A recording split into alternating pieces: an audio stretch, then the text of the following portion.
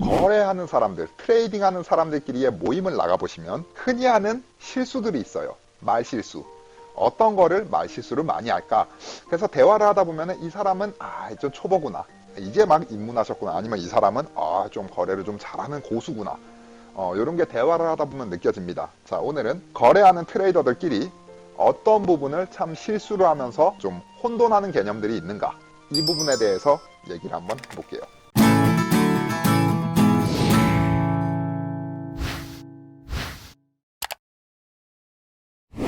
이번에 제가 거래하는 회사를 바꿨는데 이 회사는 증거금이 싼 것 같아요. 아니면 누구누구 씨, 그 거래하고 계시는 그 선물사는, 그 회사는 증거금이 얼마나 들어가나요? 아니면 제가 A라는 회사를 이용을 하고 있어요. 자, 근데 누군가가 저한테 질문을 합니다.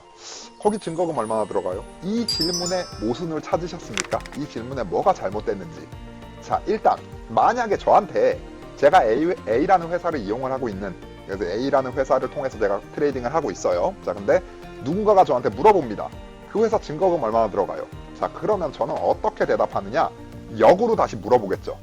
무슨 상품을 말씀하시는 건지, 도대체 어떤 상품을 거래를 하시길래 그 상품에 대한 증거금이 궁금하신 건지. 왜냐? 상품에 따라 증거금이 다른데 레버리지가 다르고 기준 통화가 다르고, 그러다 보니 일단은 어떤 상품에 대한 증거금인지를 물어봐야 됩니다. 이걸 알아야 돼요. 다음에 두 번째, 증거금이라는 게 상품 찾았고 기준 통화 찾았어요. 그 다음에 레버리지 적용했어요. 자, 근데 이러면 증거금 다 똑같나요? 아니죠. 왜? 몇 납 들어가실 건데. 이거에 따라 달라지겠죠. 증거금은 1납 들어가세요? 아니면 0.5납 들어가세요? 아니면 2납, 5납을 들어가세요?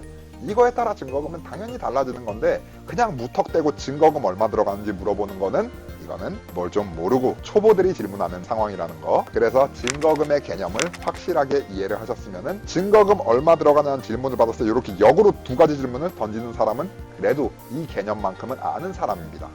다음에 두 번째, 거래를 하면서 내가 좀 초보예요. 내가 입문자예요. 자, 그러면 고수한테 질문을 합니다. 궁금하신 거 있으세요? 필요하신 거 있으세요? 어려운 거 있으세요? 고수가 물어봅니다. 자, 그러면 오늘 밤에 집에 가서 유달 거래하려고 그러는데 몇 납 들어가야 되나요? 이게 도대체 질문입니까, 지금? 몇 납 들어가야 되나요? 라고 질문을 하는 사람은 일단은 동계산법을 모르는 사람이에요. 거래에 있어서. 자, 일단 만약에 누가 저한테 물어본다.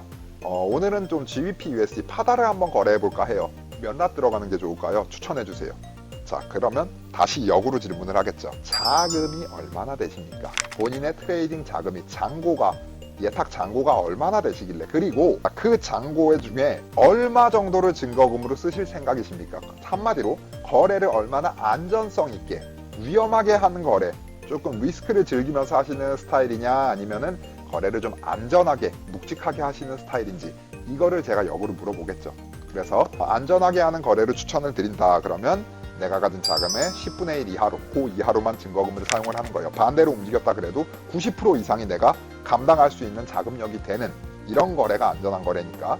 그러면 이거에 따라서 증거금 계산이 나오고 몇 낫을 들어가는지 라수가 지정이 되겠죠. 이렇게. 그래서 몇 낫 들어가야 될지가 고민하시면 내가 가진 자금이 얼마인가, 몇 불을 가지고 거래를 하는가, 이거부터 한번 생각을 해주셨으면 좋겠어요. 그리고 이 자금 중에 얼마를 내가 증거금을 쓸 건가, 그래서 거래를 얼마나 안전하게 운영을 할 것인가, 아니면 조금 위험을 감수하더라도 나는 좀 고수익을 노리겠다라는 이런 거래를 할 것인가, 나의 거래 스타일을 보시고 그렇게 라수는 결정을 합니다. 자, 다음에 거래를 하시는 그 거래 플랫폼 회사에서 일단은 레버리지 정보를 좀 알고 계셔야 돼요. 모든 통화상이 다 레버리지가 똑같지가 않습니다. 회사에 따라 다르고, 일단 레버리지라는 거는 같은 회사 안에서도 카테고리에 따라 다르고, 카테고리 안에서도 일부 통화상들은 레버리지가 다른 상품들이 있어요. 그래서 예를 들면 유로 달러는 레버리지가 500인데 USD CHN, 미국 달러와 그 중국 위안과의 그 통화상, 그건 레버리지가 100입니다. 이런 경우도 있고. 자, 그래서 내가 거래하고자 하는 상품의 레버리지를 확인을 하셔야 돼요. 주로 나는 통화상 거래하는 사람은, 외환 거래하는 사람이다. 근데 레버리지를 항상 500으로 써왔어요. 200으로 써왔어요. 근데 보니까 최근 들어서 골드가, 금리 차트가 좀 내가 딱 기다리는 자리에 온 것 같아. 이런 모양새가, 내가 딱 거래하기 좋은 모양새가 나온 것 같아. 금 거래 딱 하는데 이상하게 증거금이 많이 들어서 갑자기 증거금 비율, 마진 레벨 낮아지면서 거래가 위험해집니다. 자, 왜 그래요? 레버리지 몰랐기 때문에. 금은, 골드는 통화상보다 레버리지가 낮은 경우가 많습니다. 대부분 이래요. 자, 그래서 레버리지를 알고서 거래하는 통화상 레버리지가 400이다, 500이다. 근데 금은 100인지 아니면 금은 200까지 되는지 이런 레버리지부터 확인을 하시고 진입을 하셔야 되는 거예요. 뭣도 모르고 그냥 무조건 1라씩 거래한다? 아니에요, 이런 거. 데모에서도 이런 건 하시면 안 돼요. 자, 그래서 일단은 내가 지금 거래하는 그 회사에 자료를 요청하셔서 레버리지 자료를 받으셔도 되고, 아니면은 각 상품에 마우스 오른쪽 클릭하셔가지고 특성 설명 들어가셔서 레버리지를 확인을 하셔도 되고.